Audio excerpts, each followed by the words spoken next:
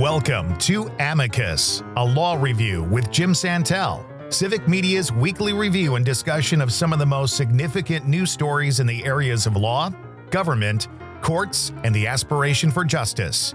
And now, here's your host, Jim Santel.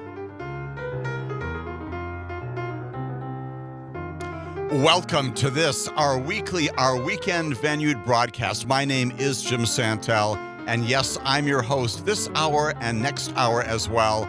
Our program, our broadcast here on Civic Media is called Amicus, a law review. We take our name from our adopted commission here on Civic Media to conduct a review, an analysis, some deliberation, some consideration, some opinion offering as well on the recent news in the areas of law and government, and yes, the aspiration for justice in America.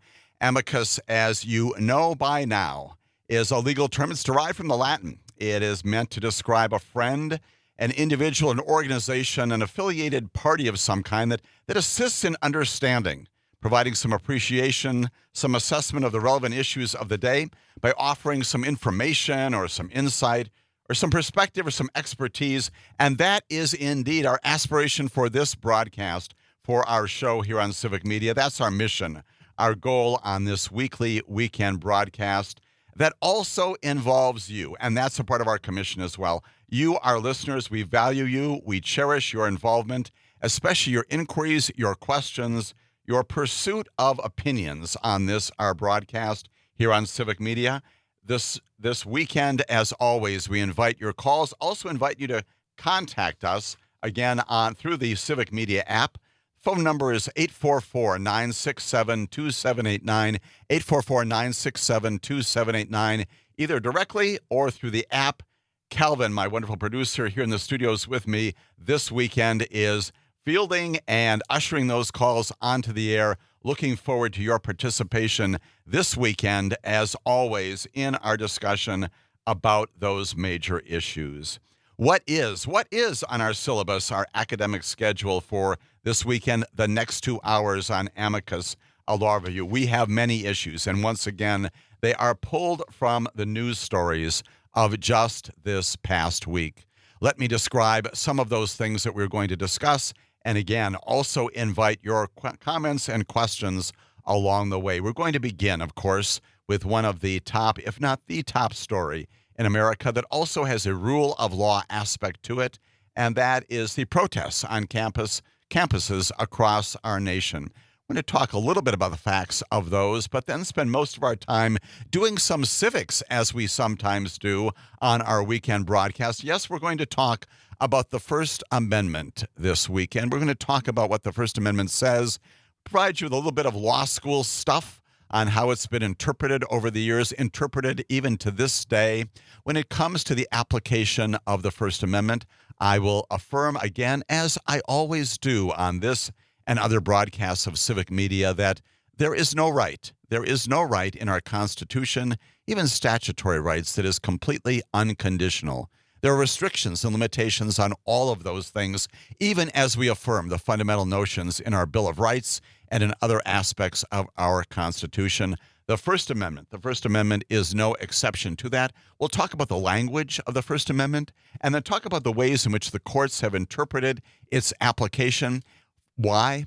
To ensure that the First Amendment guarantees the right to speech and assembly and advocacy and all of those other things that we hold dear in this country, but also does so in the midst of a society, a larger group of people we work with and we live with, and we have our livelihood with other people. And for that reason, First Amendment rights are also in some ways limited. We'll talk about the language of those limitations, even as we affirm the fundamental concepts there as well, so that we can get some sense of how we make sense of what is going on the campuses today. The difficult issues being confronted, yes, by students, yes, by faculty, also by law enforcement, and also by university and college administration dealing with these issues. How do you balance the right to First Amendment speech and advocacy and assembly with the interests of safety and security? We will talk all about that and give you some sense, give you some ability, if you will, to apply the basic legal standards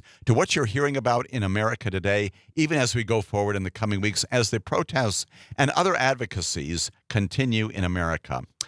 Necessarily, we're going to spend some time talking about, as we have in recent weeks, the trial of Donald Trump, which continues in a Manhattan courtroom in front of Judge Juan Merchan. This is the criminal trial alleging violations of New York law, financial reporting violations when it comes to invoices and checks and registry documents that arguably, allegedly, were committed by Donald Trump with the support and playing the involvement of others. And we're going to talk about some of those others who have testified just this past week.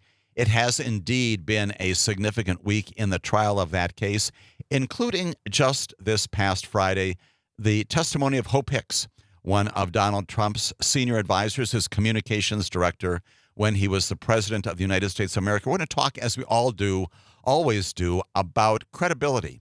Credibility, how juries make assessments of witnesses on the stand. What kinds of things do they look to? Try to figure out, determine whether or not this person is credible or not, believable or not. Are they supporting a larger narrative as a part of the trial?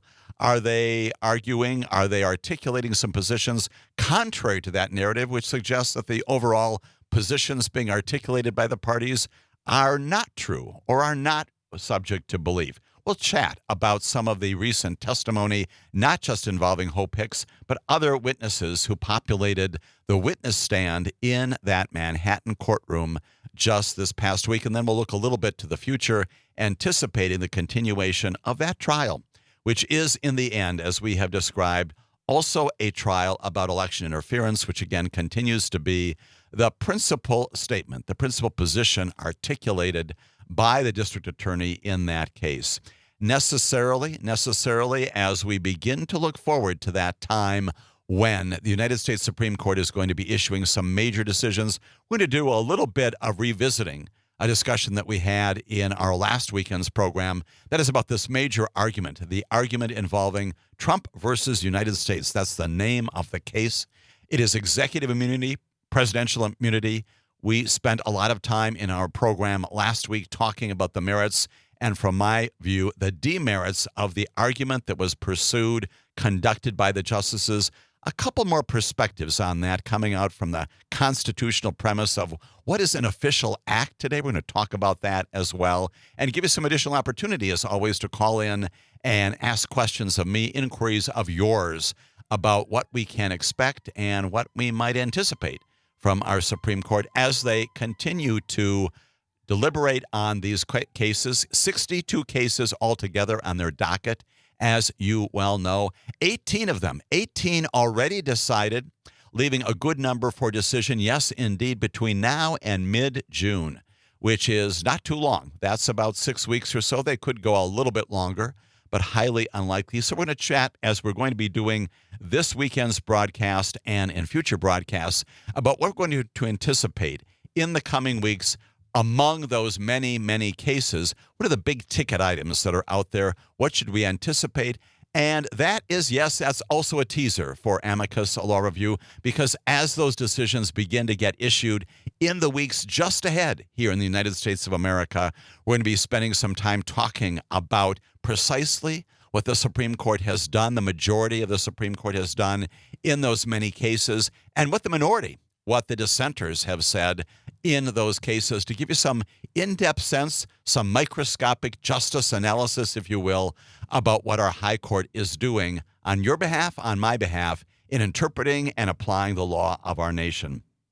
This past week has also been a big week in connection with another of those major issues that has been on the docket of the Supreme Court in the past and remains on the docket this term as well. We'll talk again about an abortion case that the Supreme Court recently entertained, again, an oral argument in its courtroom there in Washington, D.C. We're going to go back and talk about the impact of the Dobbs decision, June of 2022, this major decision issued by a majority, not a unanimous verdict by the Supreme Court, not a unanimous judgment by the Supreme Court, but a majority telling us that under the Constitution, a privacy right to reproductive rights and reproductive access to abortion no longer exists, if ever it did.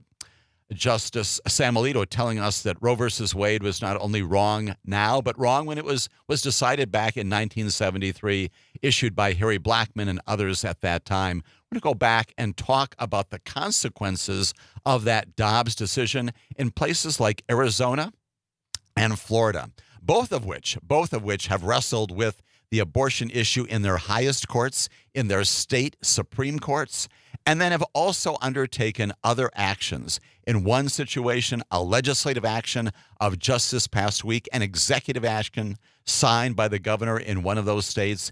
In another one of them, a major referendum, a decision to be decided by the people of Florida with respect to their constitution and whether the Constitution of Florida will or will not enshrine in its very terms some abortion rights. We're going to talk about what happens in Arizona and Florida, not just this past week, but going forward as well. Time permitting.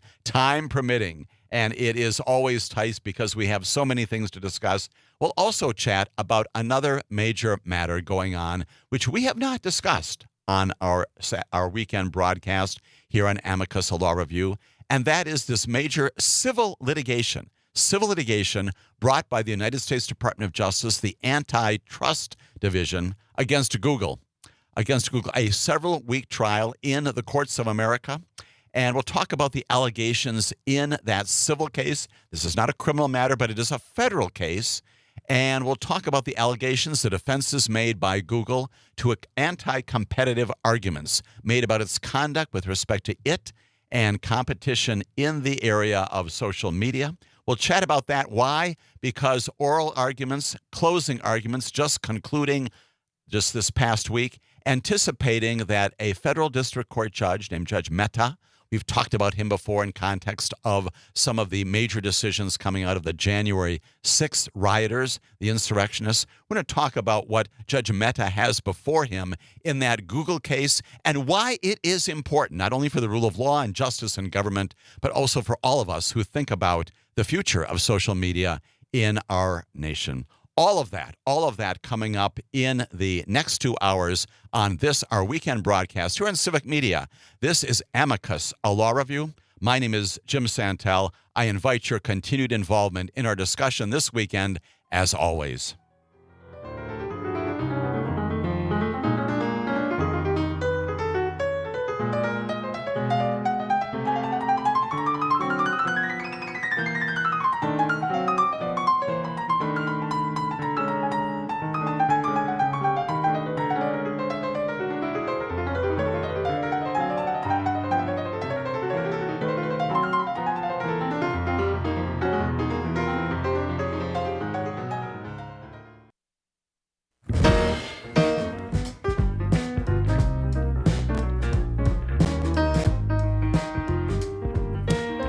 This is Amicus, a law review, and my name is Jim Santel. Thank you for once again joining me this weekend for our discussion of the aspiration for justice in America, some government issues, some legal issues as well, and we jump right into those in the second segment of our first hour on our weekend broadcast here on the stations of Civic Media, inviting you as always to call in, to engage with Calvin and me at 844-967-2789, either directly or through the Civic Media app. Looking forward to your comments, your questions, especially your questions and inquiries. Let's begin in our first syllabus item this morning. We all know well what is going on at many universities, many colleges across the United States of America. We have protest encampments. We have protests of various kinds focused upon the war in the Middle East, Gaza and Israel. Many of the student protests, the encampments, the other activities, which we will talk about, focusing upon requests, petitions for those universities and colleges to engage in divestment when it comes to companies that may be supporting the war effort with respect to Israel, the IDF against Hamas, and the war going on in the Middle East, in Gaza generally. Some of that focus simply upon the government's position, our State Department, our executive position on the war in Gaza. All of that, as you know well, as you have digested the news, focusing a lot of our campus attention upon the Middle East, things beyond our borders. And you know as well that there have been differences in the ways in which these protests have proceeded. Some of them have been completely quiet. And by that, I do not mean ineffective necessarily, but they have not been violent. They have been situations where there is advocacy, some of it strong, some of it aggressive, but not in any ways violent. Other cases, in other instances, at the other extreme, we looked at places like Columbia and UCLA, where yes, indeed, there was violence involving takeover of buildings in the case of Columbia.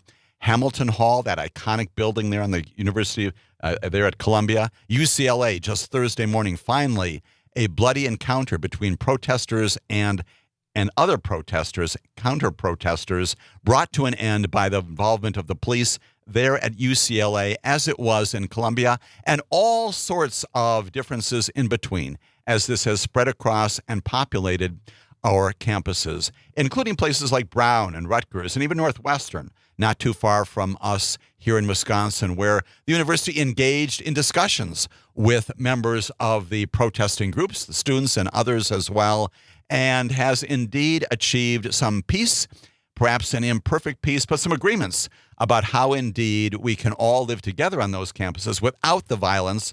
And those have involved some negotiations, some agreements about future discussions in many of those campuses, including Northwestern, where university officials and some of the pro-Palestinian demonstrators struck a deal, if you will, that brought an end to the protest encampment on that campus and involves some future disclosures of information, some future discussions in the fall about divestment.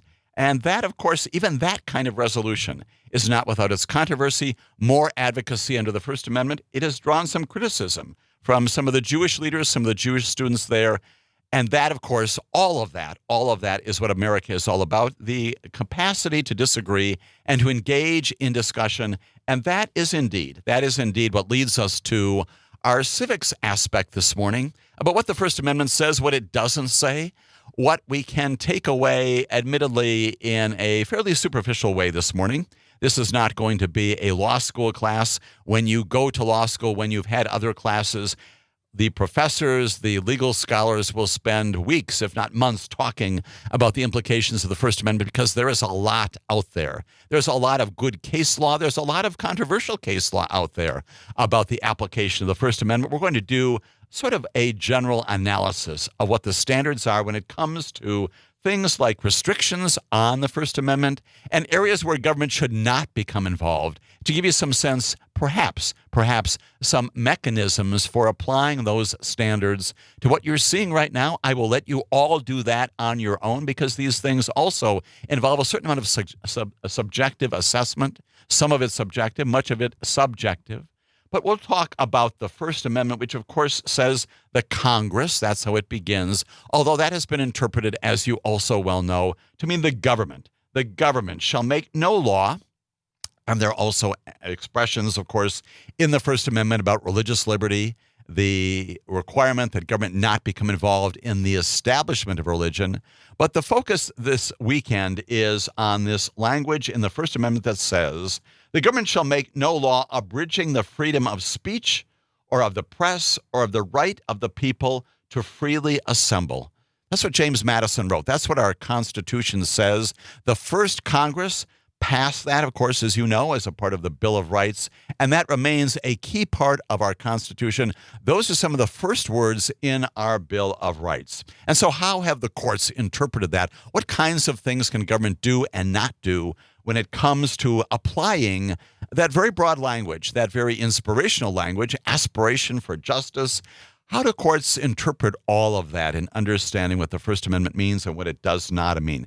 Let's begin by talking about some restrictions that indeed the courts across time have permitted governments, and that includes the local institutions and state institutions and federal institutions to apply. They're called time, place, and manner restrictions. Time, place, and manner. And those are also referred to as content-neutral restrictions. We'll get to all of that. Time, place, and manner restrictions. This goes to my fundamental proposition, my fundamental notion that there's no such thing as a right in the Constitution, including the First Amendment, that is unconditional.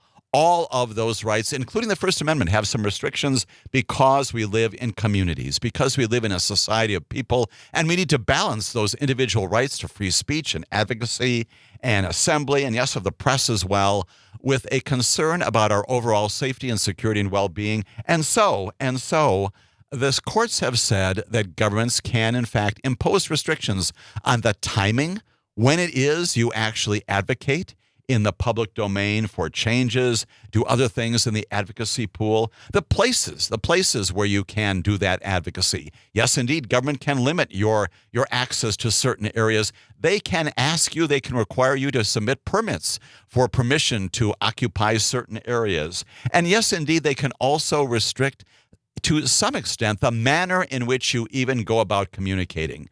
The issue may be noise. The issue may be the kinds of signs and posters that you may use.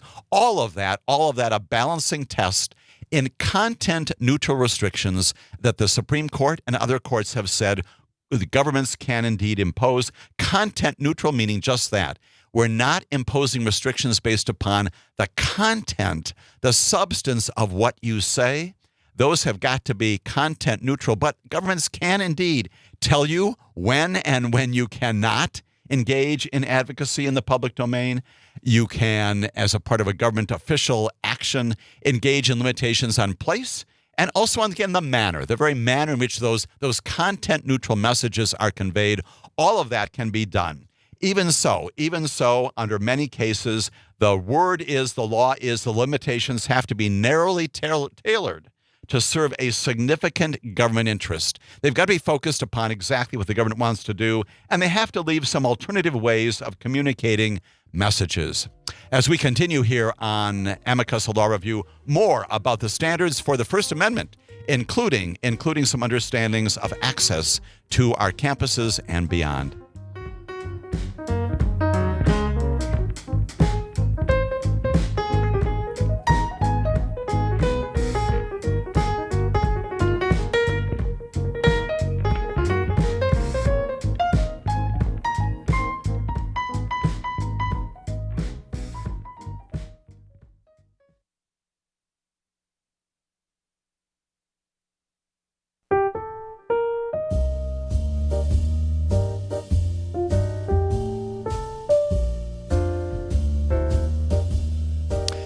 This is Amicus Law Review. My name is Jim Santel, your host for our weekend program here in the broadcast stations of Civic Media. We are beginning our weekend broadcast this weekend.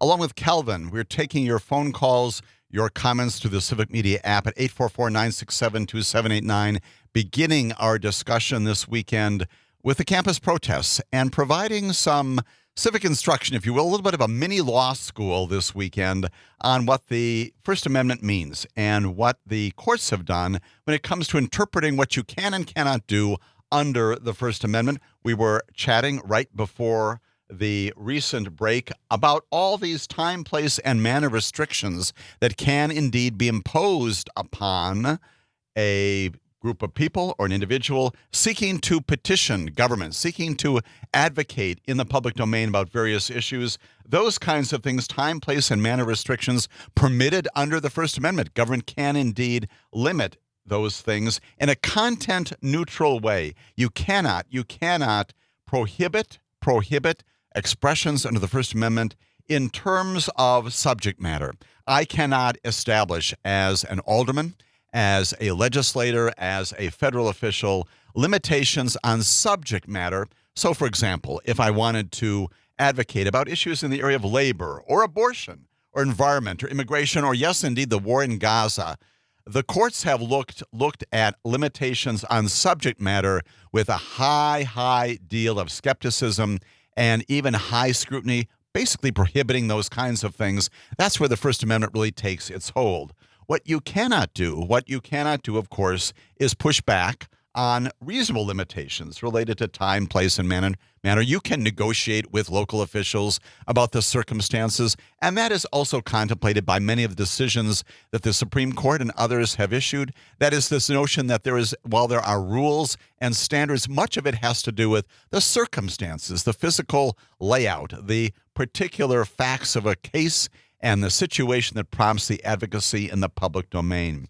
A restriction could also run afoul of the content neutral touchstone, the standard, if you will, if those circumstances surrounding the enactment, the passage, the placement of the time, place, or manner restriction somehow reveals a government intent to favor or punish some particular messages. In other words, even if it doesn't come right out and say you can't talk about the environment, you can't talk about abortion or about immigration or about the economy, even if it doesn't come out and say that, if there's something about the mechanism by which the restriction was applied and enforced, something maybe in its legislative history that suggests that there really is another animus, another reason for going ahead and imposing some restrictions, it may well be that government is violating the content neutral notion when it comes to passing all of that kind of restriction. All of this to say that there are rules, and yes, they are applied, as the Supreme Court has said, according to the specific circumstances. Some of those circumstances relate, of course, to whether or not the venue, as with colleges and campuses, whether they're private or public. The First Amendment applies very broadly and very expansively to public institutions, public places, private institutions, private locations, including colleges and universities.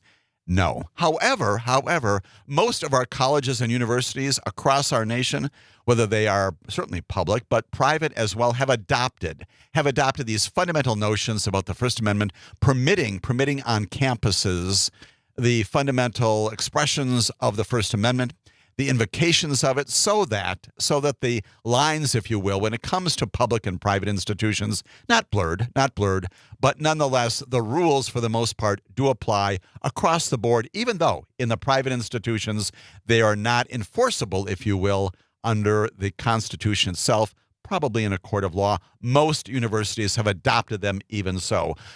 All universities, public, private, public places, private places that are not places of academic education, have also embraced and understand what the courts have also told us about violence. And that is just basically this, that the First Amendment advocates for and promotes and encourages, once again, freedom of the press and freedom of speech and freedom of the people to freely assemble. What the Supreme Court has said the First Amendment does not do is permit violence. It does not permit violence against other people. It does not permit destruction of property, all those kinds of things that would move beyond the protections of the First Amendment, whether we talk about content-neutral distinctions or other things under the standards, the touchstones there. Violence is not protected by the First Amendment, nor are affirmative calls to violence, invocations to go and commit violent acts, property, people, all those kinds of things. That is an area of expression, and it is expression that is not protected by the First Amendment. Indeed, there's an entire catalog, if you will, of jurisprudence out there that talks about fighting words and about the kinds of things that are said in the public domain that if indeed they incite violence, and that again, that can be a determination made by a jury, a judge, made by government, made by people on the scene. If you are, in fact, inciting violence of some kind, destruction of some kind, that is not protected by the First Amendment. And so all of those standards being used right now, no doubt the lawyers are spending lots of time these days with government officials and also with administrators on the campuses of our public and our private institutions across the country, including right here in Wisconsin, determining where the line is, making informed judgments based upon what the law is, and then also applying what the courts have also encouraged, which is the exercise of discretion.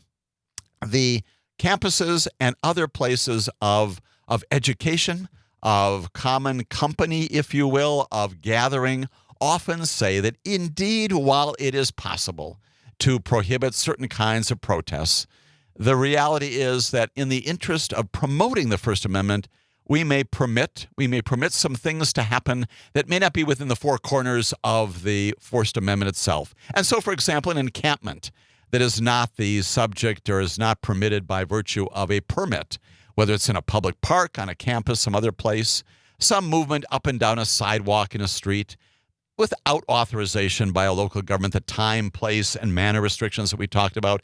Government will often look at that and say, we will permit you to do that, even though we might be able to enforce some restrictions against you. Why? Because we want to embrace in America, in our town, in our state, in our city, the basic tenets, the basic operations, the practices of the First Amendment. And so that is often done. And it is endorsed. It is endorsed by the courts. And we have seen a lot of that also on campuses as well recently, where administrators and others will say, although this particular encampment, this particular activity, this particular marching may not be the subject of authorization, we will let it go forward because it's not violent. It's not crossing that line. There's no incitement to violence.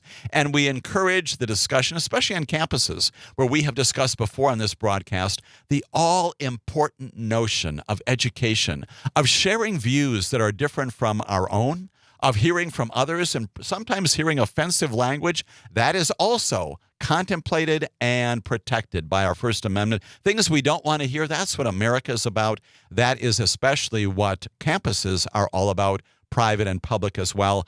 The courts have encouraged administrators and government officials to find that line, based upon the circumstances, should be animated by the definition of that line, should be animated by the circumstances.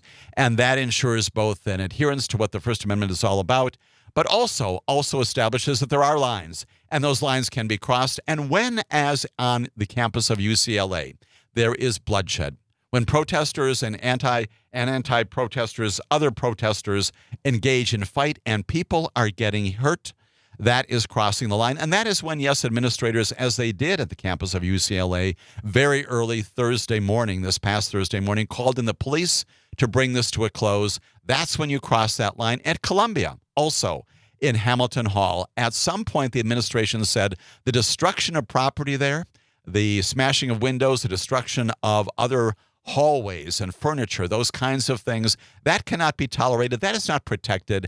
And now we have to make the decision to call in the police, the law enforcement authorities, to bring that to an end because it has gone too far. But all of that analysis based upon not a moving standard, but a standard that's premised upon what is happening now in the moment. We anticipate that our administrators and especially our law enforcement have in front of them not only these basic standards about time, place, and manner, restrictions that can be made, but also the notion that content neutral approaches have got to be a part of any establishment of rules and regulations, and the notion, once again, the First Amendment is not unconditional.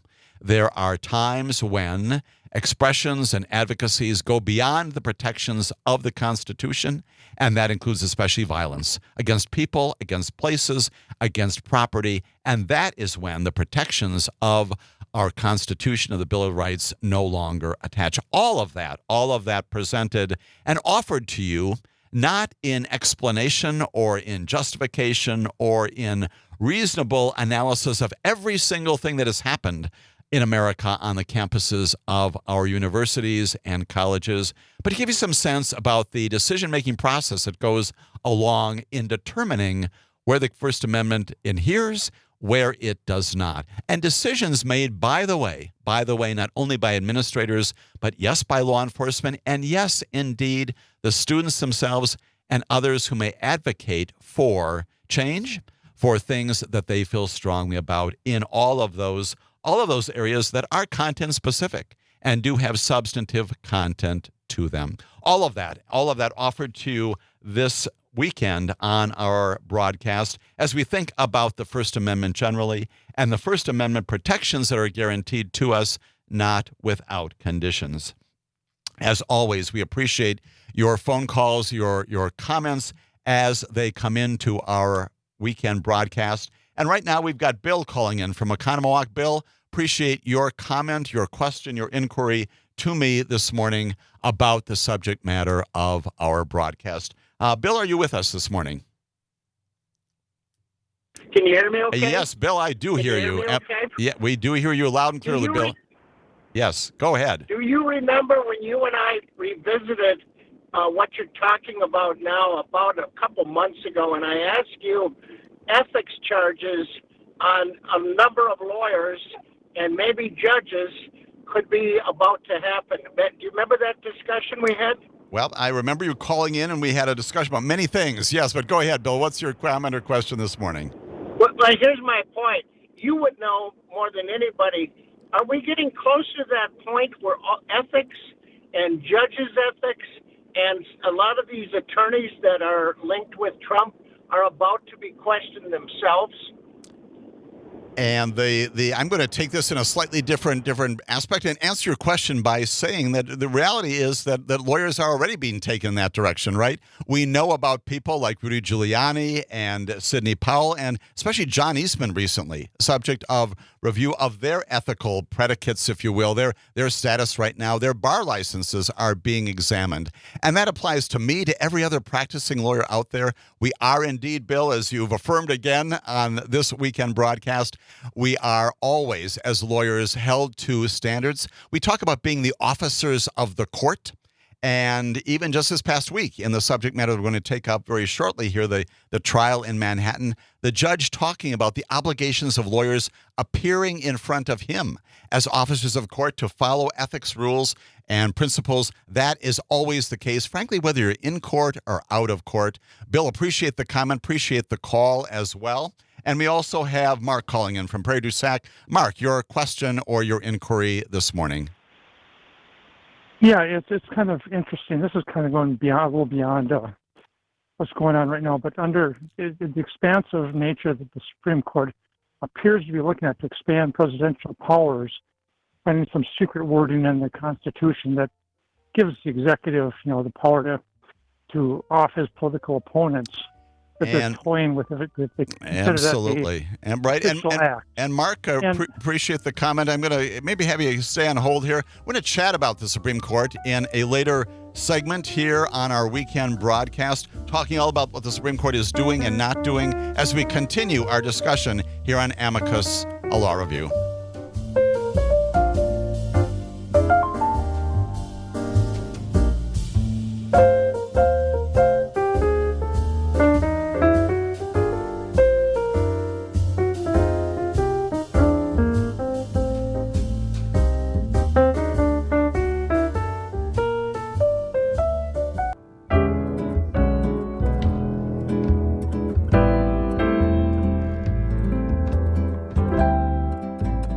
This is Amicus, a Law Review, and yes, we're talking about lawyers. We're talking about courts. Mark asking some good questions, making some good points about our Supreme Court and the ways in which they decide cases. Going to take up that encouragement, that invitation by Mark, and talk now about the Supreme Court and revisiting something that we talked about just last week, and that is this major oral argument in this case involving Trump versus United States versus Trump. This is the immunity argument. And we spent a lot of time in our broadcast last weekend talking about the oral argument itself, offering some views about what is going on here with our United States Supreme Court, just as Mark was beginning to chat about some of the issues that he also identifies among our judiciary, commenting last week about the turning of this issue into something substantively important when in fact it is not. The notion that a president, our chief executive, under the Constitution, under the laws, 240 years of laws, would be immune from criminal prosecution under some regimen to be decided by the Supreme Court. All of that I have offered up, and as have many others, as an example of the Supreme Court arguably going down a path they do not need to go down and getting it wrong when it comes to trying to parse out what are official and personal acts, what are official things done by a president and those things done in a personal capacity. This weekend, approaching it from a slightly different perspective, and that is a statement made by Richard Nixon way back in context of his interviews with David Frost. Some of you may remember that as well. Nixon said at the time, well, when the president does it, it means that it's not illegal. And Frost said, by definition, he said, exactly. If the president, for example, approves something because of the national security, then the president's decision in that instance is one that enables those who carry it out to carry it out without violating a law. And while that language from Richard Nixon may strike many of us, including me, as being inappropriate and even offensive under the Constitution. He's onto a bit of something that the Supreme Court about 10 days or so ago could have understood better, and that is what makes the questions about things going on inside official capacity exercises so difficult is the same thing, exactly the same thing that makes Trump versus the United States so very easy. Richard Nixon was speaking about cases where the president is clearly executing a core presidential power. He's talking about something in the national security area. But that left, of course, obscure in the oral argument in Trump versus the United States. The thing that was left obscure that is that Donald Trump is not, according to the allegations in the indictment against him, was not executing some presidential power in any legally relevant sense.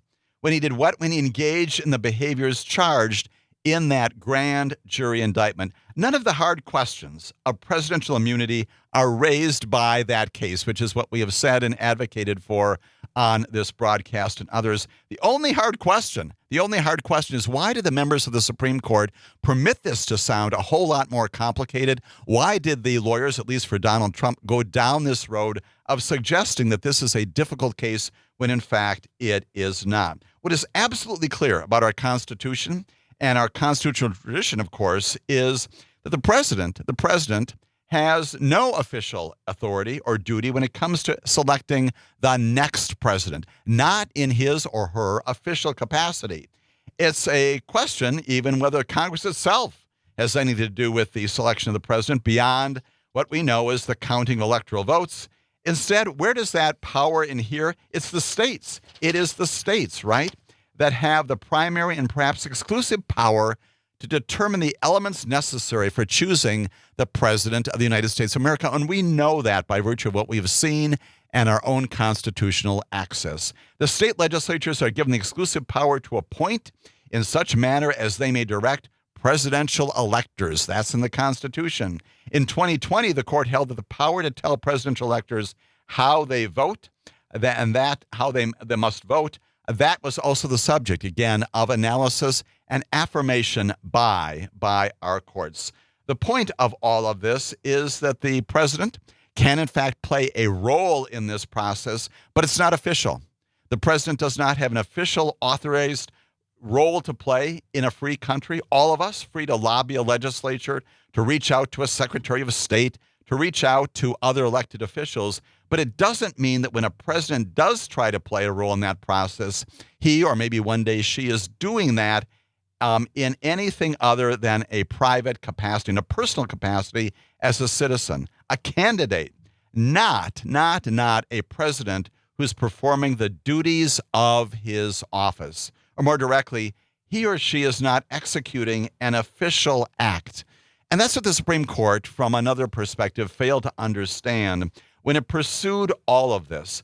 Donald Trump, according to the allegations in the complaint, again, the indictment here, assumed innocent until proven guilty, not exercising any power to police presidential elections given to him by the Congress when he engaged in the acts charged in that grand jury indictment. Again, because neither the Congress nor the president has any constitutional power to police how the states carry out their obligation to participate in a presidential election.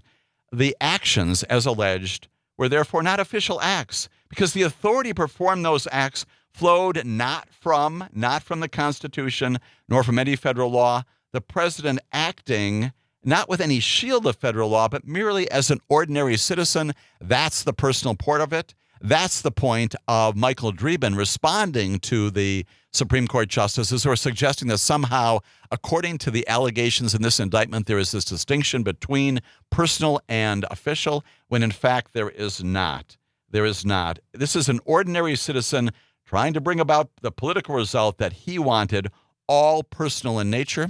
And for that reason, once again, we come back to the fundamental assessment of what happened in front of our Supreme Court last week and determine with some certainty that the Supreme Court right now is wrestling with this strange and peculiar bifurcation between official and personal actions of Donald Trump, as alleged, when in fact There is nothing of the sort that is official. Amy Coney Barrett said, well, gee, can't you go back and parse out the personal stuff from the official stuff? Michael Greben appropriately saying, no, you cannot do that.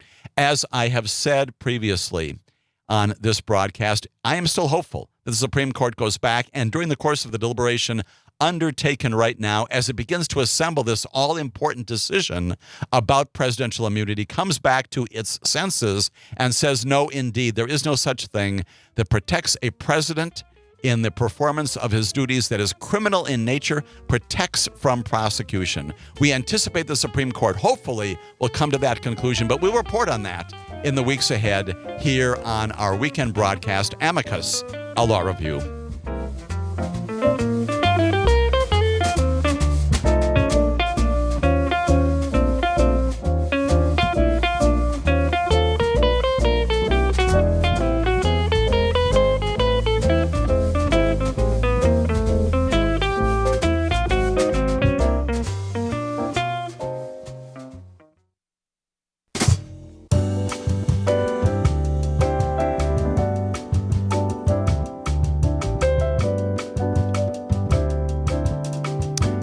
This is Amicus, a Law Review. My name is Jim Santel, and I am your host for, yes, this second hour of our weekend broadcast. This our weekly weekend assessment, a review, our analysis of things like government actions and legal principles, and yes, indeed, the aspiration for justice in our nation and beyond. Thank you so much for joining me for this, our second hour. As always, we are taking your phone calls as well at 844-967-2789. You can also get into our program and engage in our discussions through the Civic Media app. Again, 844-967-2789. My wonderful producer, Calvin, and I here ready to take your inquiries, your questions about the many different areas on our syllabus this weekend. Thank you. Thank you for once again joining us for this discussion here on Amicus, a Law Review.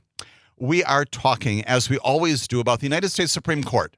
They issue opinions at this time of year that have dramatically changed and sometimes not changed the very geography of our nation. Appropriate to understand that of the 62 cases on the docket of the Supreme Court in its 2023-2024 term, 62 cases the Supreme Court has decided it will review. It has already issued opinions in 18 of those. 18 of those cases already the subject of its opinions. And so, for example, we have talked on this broadcast about a recent decision of the Supreme Court in a case called Muldrow versus City of St. Louis.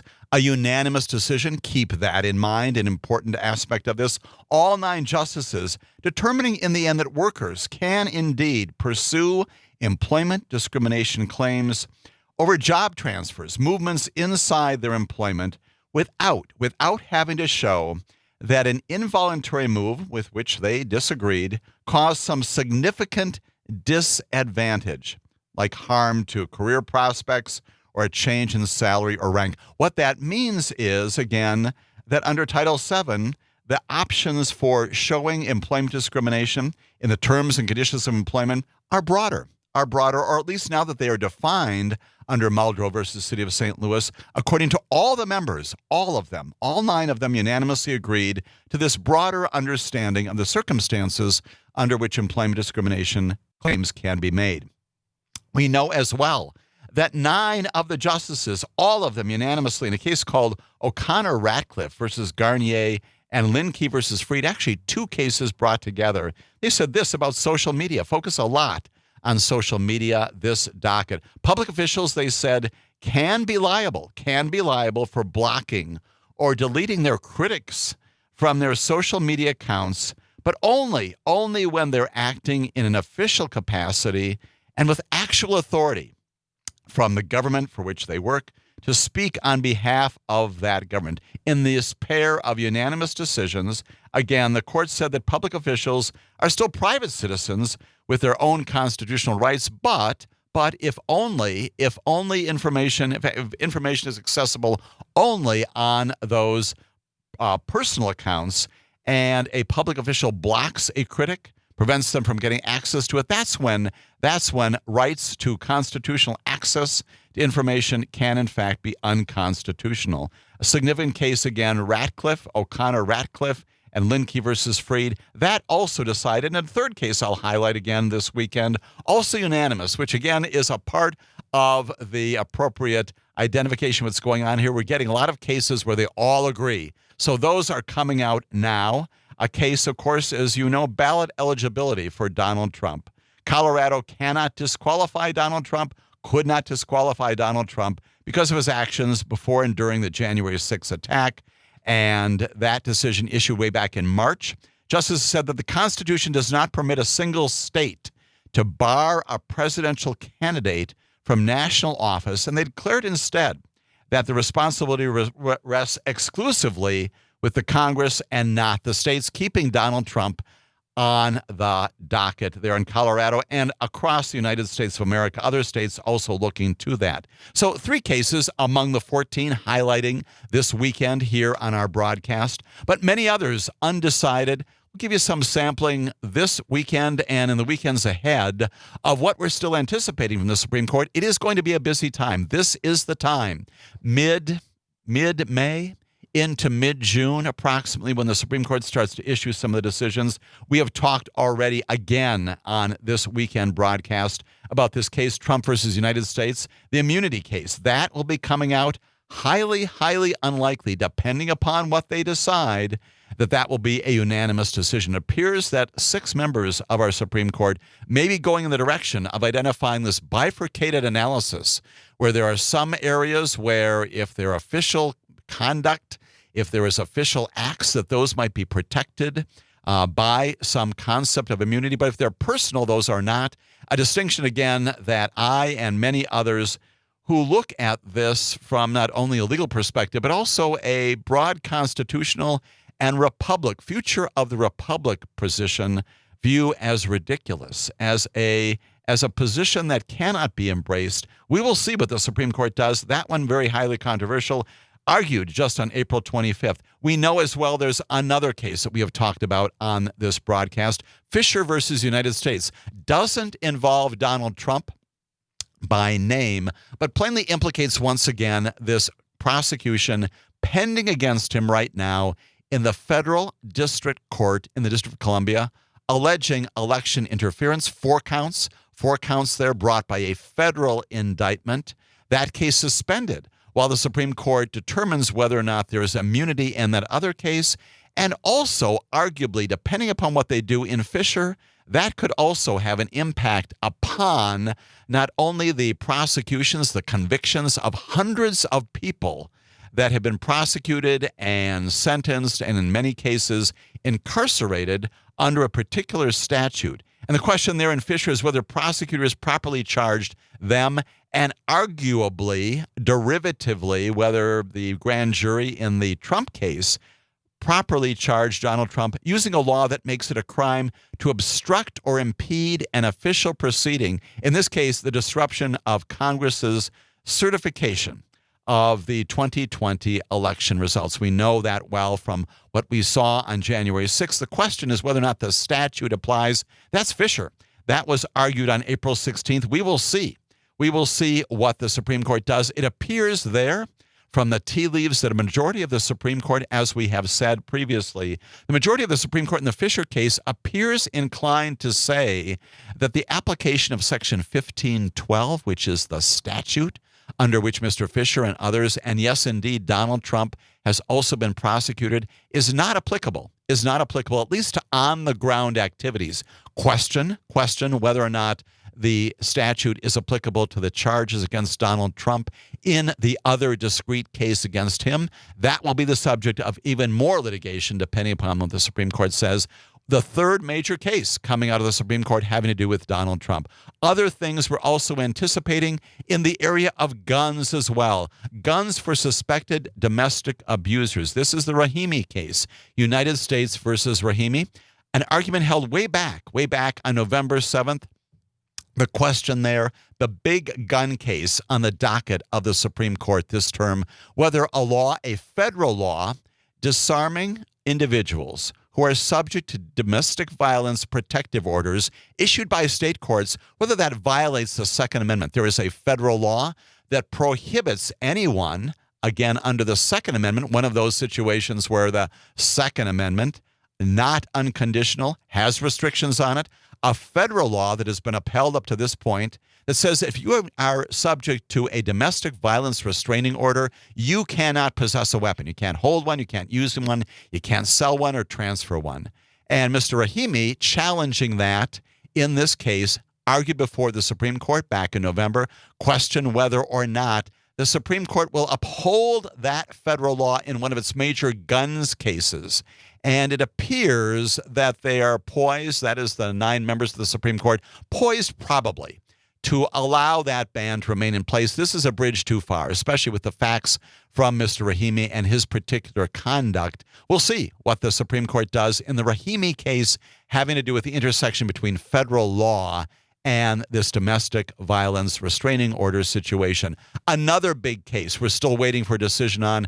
This is called Garland. Yes, that's our Attorney General. Garland versus Cargill. This is the bump stock ban. The bump stock ban. You recall this case is whether a federal ban on bump stocks, that is when attached to rifles, these devices, as you know well, speed up how quickly bullets can be fired from a firearm, whether that's permitted under federal law. And the question is whether or not bump stocks are firearms, and the fact that they're attached to firearms to increase the velocity, to how quickly these bullets can be fired, whether that renders them subject to review, analysis, and regulation by the ATF and the federal government generally. A federal ban on bump stocks implemented by the Trump administration continued under the Biden administration. We all recall well the Las Vegas gunman, 2017, killing dozens of people, the deadliest mass shooting in modern U.S. history there in Las Vegas. That was a bump stock case, and that's what prompted the regulation now being challenged in the Supreme Court, determined sometime in Garland versus Cargill whether or not bump stocks are illegal in the United States or whether the prohibition on them violates the Second Amendment. Then we've got all sorts of abortion cases, which is also going to lead us to our discussion this weekend about what's happened in 2 of our states. We've got this case called FDA versus Alliance for Hippocratic Medicine. Remember this case? Argument not too long ago, March 26. The question there, whether to restrict access to this key abortion medication used predominantly in the United States along with a secondary pharmaceutical. It's called mifepristone. It's used in more than half of all U.S. abortions and was first approved by the FDA way back in 2000. Abortion medication, of course, has increased in importance as more than a dozen states have restricted or banned abortion since the Supreme Court overturned Roe versus Wade. That number approaching even 20 now these days in the wake of the Supreme Court decision in Dobbs. This question of mifepristone, much related to the Dobbs decision, and the question is whether or not the FDA decision to permit that drug to be in the public domain, the authorization by the FDA back in 2000, tested and analyzed ever since then, in the quarter century since then, whether the FDA should be second-guessed. It appears that the courts seemed unlikely to restrict the access to that drug, mifepristone, but we will also be taking a look at that as well. More of this analysis, a brief review of what the Supreme Court has in its docket coming up as we continue here on our weekend broadcast, Amicus, a Law Review.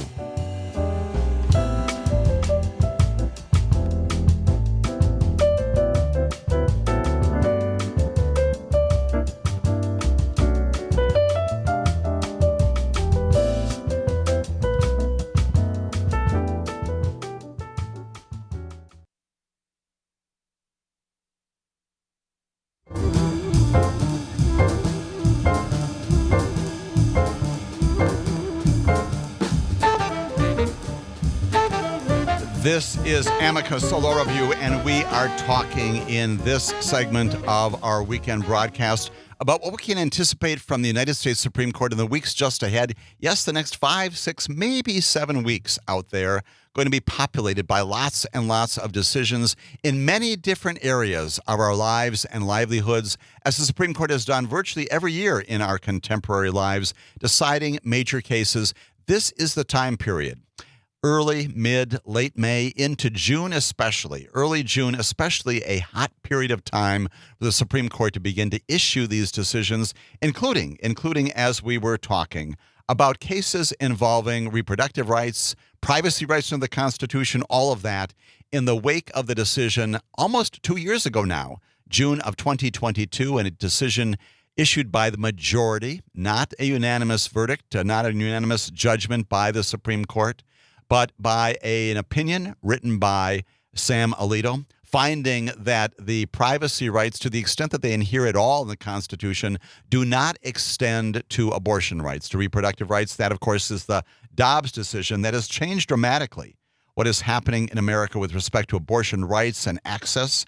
We talked already about this major case, FDA versus Alliance for Hippocratic Medicine, determining in the wake of that decision whether or not the drug mifepristone, in the wake of Dobbs, and it's no longer finding this position of privacy rights in the Constitution for abortion, whether the FDA's decision to authorize that drug as reasonably safe and secure, whether that should continue, likely that the Supreme Court will afford the FDA the discretion that it has exercised in finding that it is, for the most part, a safe and secure drug tested over a couple of decades and more, likely that mifepristone will be affirmed, if you will, in that sense by the Supreme Court, overturning a lower appellate court and certainly a district court judge that found that mifepristone was not properly administered and overseen by the FDA. There is another case that's also pending in the area of privacy rights and reproductive rights, abortion rights, and that's Idaho versus United States. We've talked about this on our weekend broadcast as well. Oral argument held just recently, April 24th. The case, once again, Idaho versus United States. The question there, whether a federal law requiring emergency room care for life-threatening cases means that emergency room doctors in states across the country that have strict abortion bans must nonetheless terminate those pregnancies in certain circumstances. The Biden administration taking the view that this federal law requires that medical doctors in ER situations preserve the life vitality and sustenance of women when their lives are being threatened, and are obliged to perform those abortions to continue to address their health situations. In a situation like Idaho, in that particular state, it has passed a law, a state law, that prohibits abortion entirely. And the question is, which one of those holds? The Supreme Court, again, hearing argument on this case on April 24th, determining, again, whether or not the federal law will be supreme over the state law. The assumption is that the federal law, pursuant to the Supremacy Clause, will hold, and that the interpretation given that law by the Biden administration will indeed supersede, if you will, the case, the status of the state case, the state law in Idaho that prohibits abortions entirely. Very significant abortion case pending there in the Supreme Court, having to do with the intersection between state law and federal law when it comes to abortion. Many other cases also pending in future broadcasts of this program. We will talk about those other things as they're coming up, and certainly we will also discuss the cases as they are decided by the Supreme Court. We are talking, therefore, about the cases before the Supreme Court having to do with abortion. And indeed, because of the wake of the decision in the Dobbs case, we know that a lot of the decision-making has gone on now in the states. You know a lot about that. That's been happening for 2 years, ever since the Supreme Court decided that Dobbs case in June of 2022. Focusing this weekend on Amicus, a law review on 2 states in particular. Lots of activity just this past week in the states of Arizona and also Florida. Arizona lawmakers just this past Wednesday repealed an abortion ban that first became law when Abraham Lincoln was president, and a half century before, women won the right to vote. Now, where do we get to that? How do we get to that point in Arizona where this major thing happened, and what are the implications? What does this look like going ahead? Well, a recent Supreme Court decision there in the state of Arizona. This is the state Supreme Court, not the federal Supreme Court, ruling by 4-2. They upheld the 1864 law that prohibited virtually all abortion procedures. They said physicians are now on notice that all abortions, except those necessary to save a woman's life, are illegal. Now, needless to say, that prompted a lot of reaction on all sides of the political aisle when it comes to this hotbed issue of abortion and privacy rights, not just in Arizona, but also across the country. The state attorney general there said she's going to decline criminal prosecutions of doctors and others, describing the ruling of the Supreme Court as unconscionable and an affront to freedom. On the other side of the docket, you have a group called the Alliance Defending Freedom saying we celebrate now the decision that allows the state's pro-life law to again protect the lives of countless innocent unborn children. So what happens? Well, in the wake of that, putting this 1864 law back into place or simply affirming its applicability there in Arizona by a 16-14 vote, the state Senate just this past week, with the support of every Democratic senator and, yes, 2 Republicans, this is a bipartisan 16-14 vote, repealed that 19th century law. And the governor, her name is Katie Hobbs there in Arizona, she signed that bill. And as a result of that, the state will now be governed by a 2022 law, another law that was passed obviously long after the 1864 law, but following Dobbs, that prohibits abortions after 15 weeks of pregnancy. Interestingly and concerningly, no rape or incest exceptions in that law. So the 2022 law now becomes the state law in Arizona almost. And why do I say that?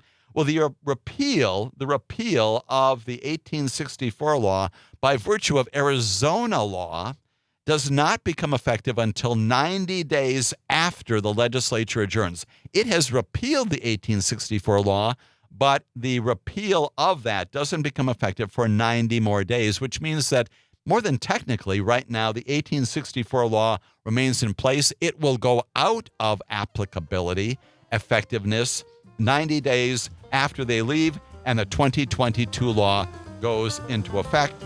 We will talk more about all of that and also talk about the state of Florida here on Amicus, a law review.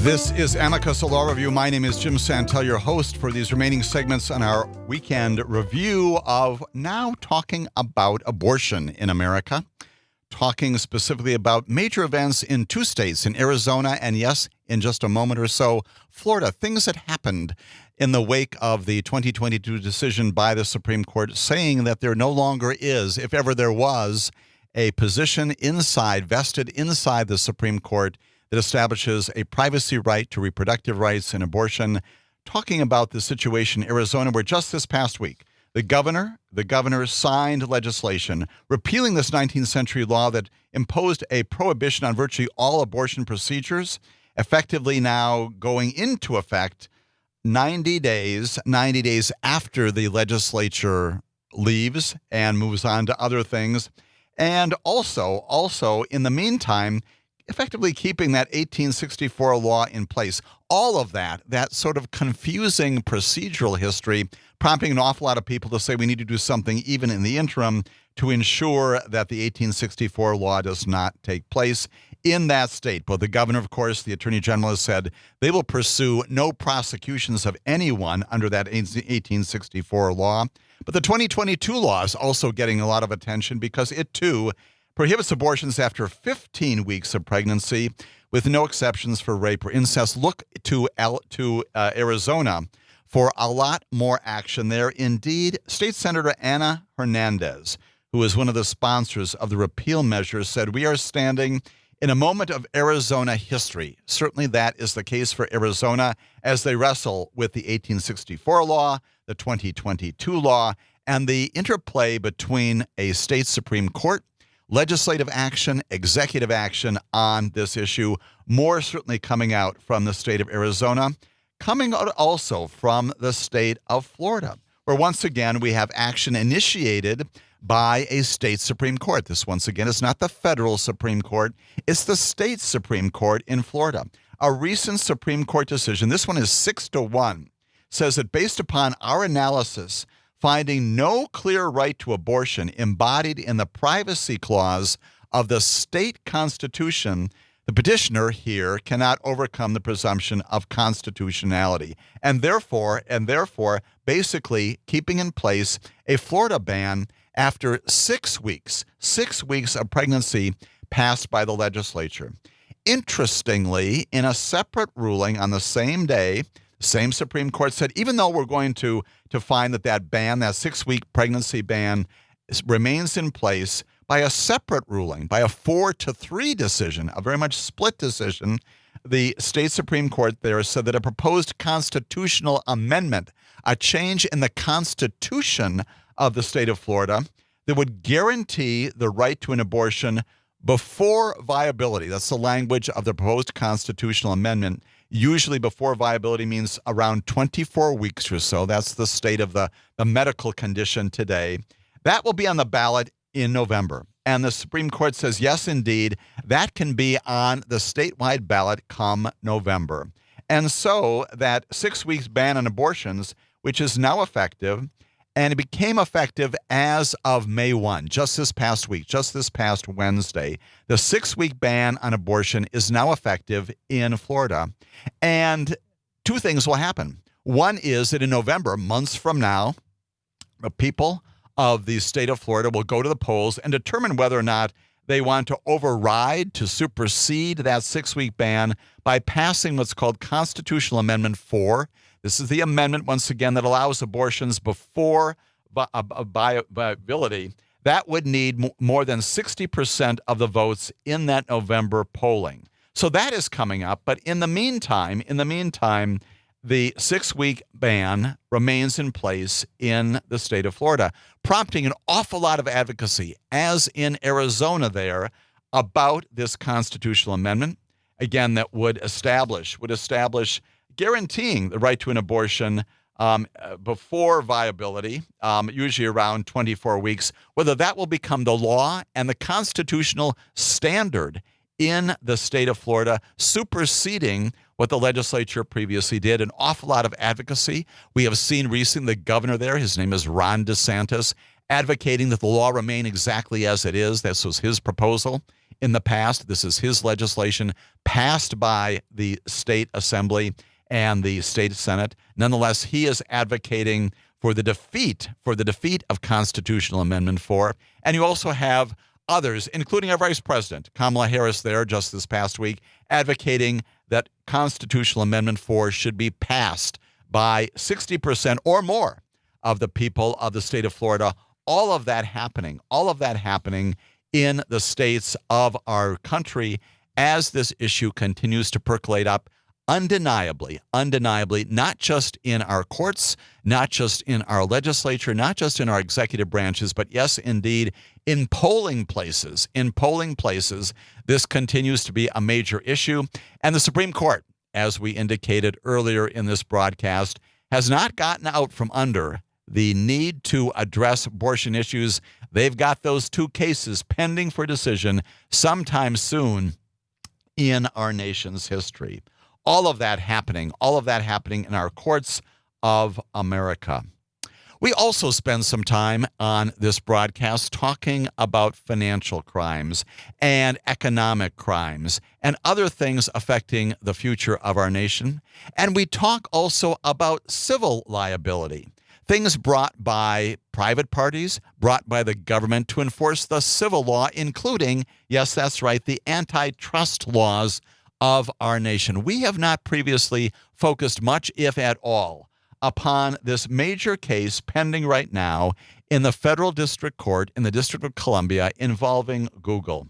It is the strongest challenge by the federal government to so-called big tech's power, and it's nearing its climax right now. Just this past week, closing arguments in the wake of a weeks-long trial, the United States of America, brought by the Antitrust Division of the United States Department of Justice against Google and others. On Thursday and continuing into Friday, lawyers for the Department of Justice, state attorneys general, and Google deliver their final arguments in this years-long case initiated many years ago.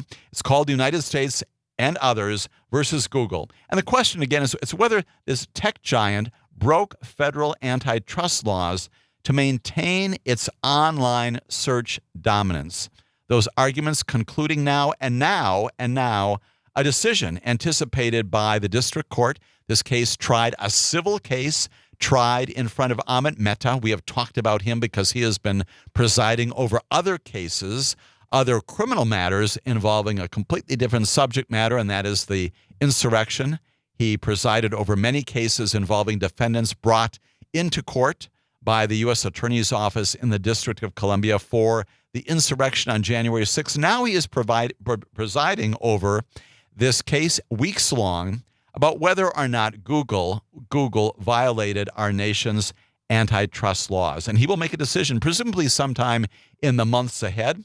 Interesting case, interesting arguments. The government, of course, claims that Google competed unfairly when it paid Apple and some other companies billions of dollars to automatically handle searches on things like smartphones and web browsers. Google, on the other hand, insists, as it did during the course of the trial, during the course of oral argument here, that consumers use its search engines because it is the very best product that is out there.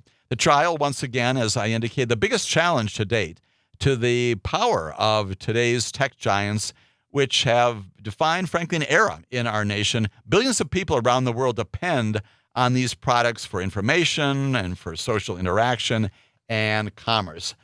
American regulators have also sued Apple and Amazon and Meta in recent years for like monopolistic behaviors. Google's case is likely to set a legal precedent for that group. An awful lot of people looking at this and saying this is the most important decision and the most important antitrust trial of the 21st century.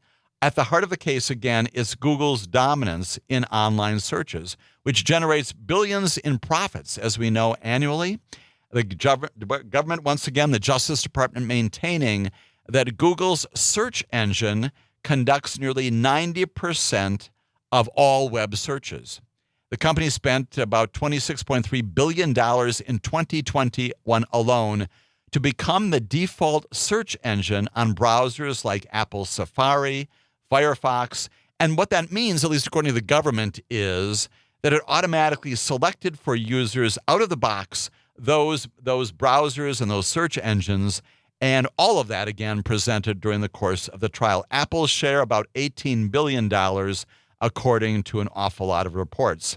It's arguing, again, that those contracts were designed to defend its search business monopoly and hurt the ability of other companies like Microsoft and DuckDuckGo to compete in this area. Now, Judge Mehta, during the course of oral arguments, the closing arguments of recent days, has grilled both sides. And so not a lot of indication, unlike some of the Supreme Court cases that we've talked about, not a lot of indication coming out of Judge Mehta about how he is going to resolve this dispute between Google and its leadership and the leadership of the Department of Justice, the United States of America, trying to poke holes, frankly, in the closing arguments in this landmark monopoly case, questioning the government's argument that Google's dominance had hurt the quality of the experience for searching for information online.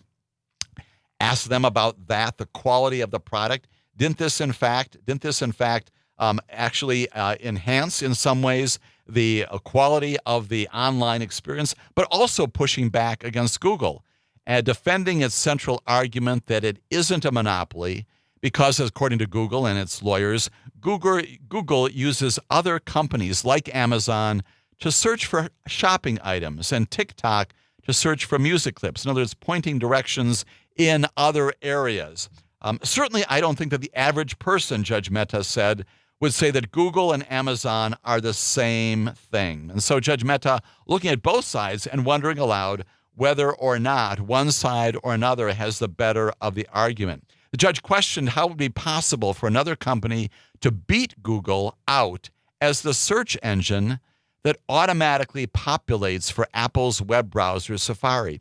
He proposed, for example, that it could be impossible without having billions of dollars to spend to truly build a competitive search engine and billions more to pay Apple.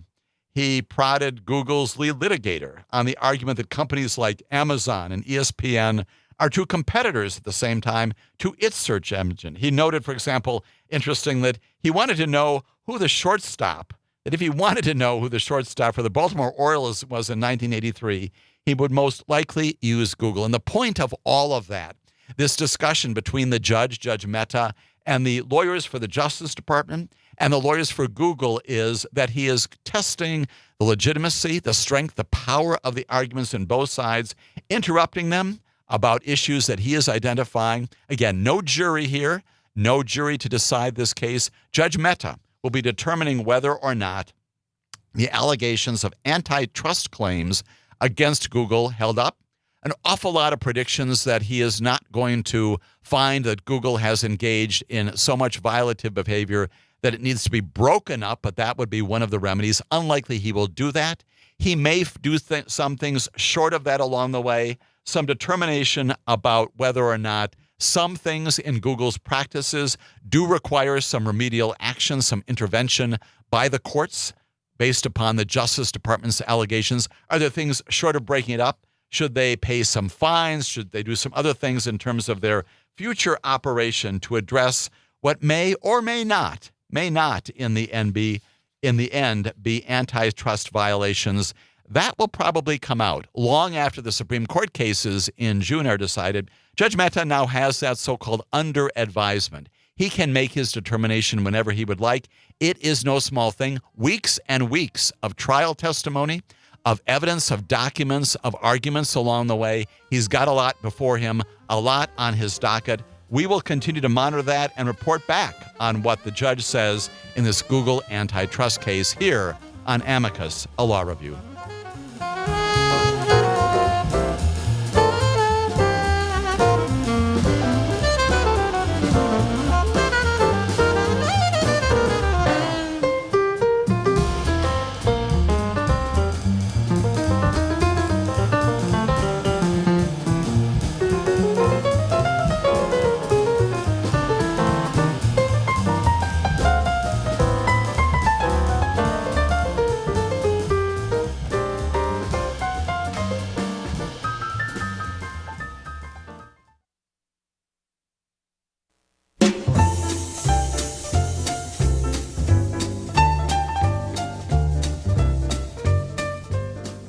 This is Amicus Law Review. This is our final segment of our 2-hour broadcast this weekend. Thank you once again for joining me and Calvin, my wonderful producer, for our broadcast this weekend.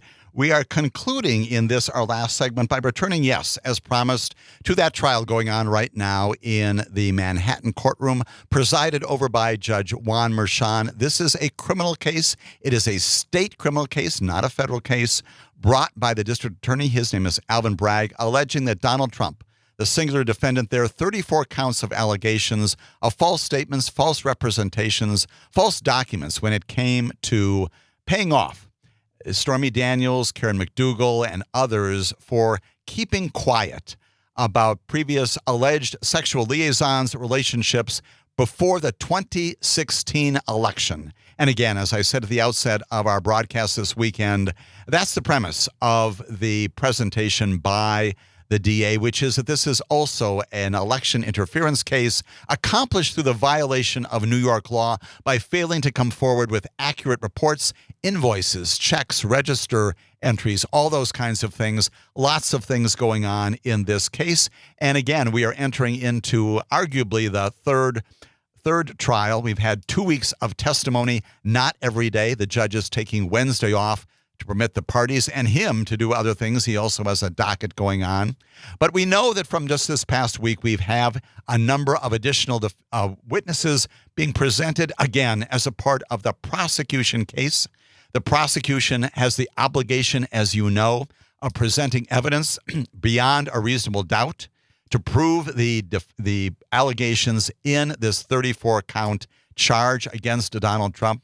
And it's only if they meet that burden beyond a reasonable doubt to the unanimous decision of the jury that's, yes, there in the courtroom there in Manhattan, if they meet that burden, only then, by unanimous verdict, can the defendant, Donald Trump, be found guilty of one or more of those counts. Plainly, there are appellate rights that could follow this as well, which we have also talked about in the New York system, like they are in the federal system. But this past week, again, we have gotten more testimony presented by the prosecution as a part of this case.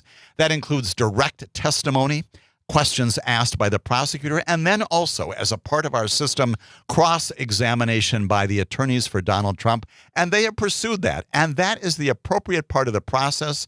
They are there to test the legitimacy, the strength, if you will, the power of the government's case. And so we concluded the previous week with some testimony of, for example, Rona Graff, who was one of the so-called custodial document witnesses, one of the technical witnesses. She's a former executive assistant to Donald Trump, and she came in and she told a number of things about her relationship, obviously, with Donald Trump, and said that, yes, indeed, in the database that the Trump organization has at Donald Trump's encouragement, he has information, contact information about both Stormy Daniels and also Karen McDougal, the principal subjects of these payments to them, in some cases through the National Enquirer, in some cases, according to the allegations in the indictment, through Michael Cohen and Donald Trump. She came in and talked about that. And what does she do? She provides a little bit more information to establish this tie, this link, which the government is obliged to show, if it can do it at all, between Donald Trump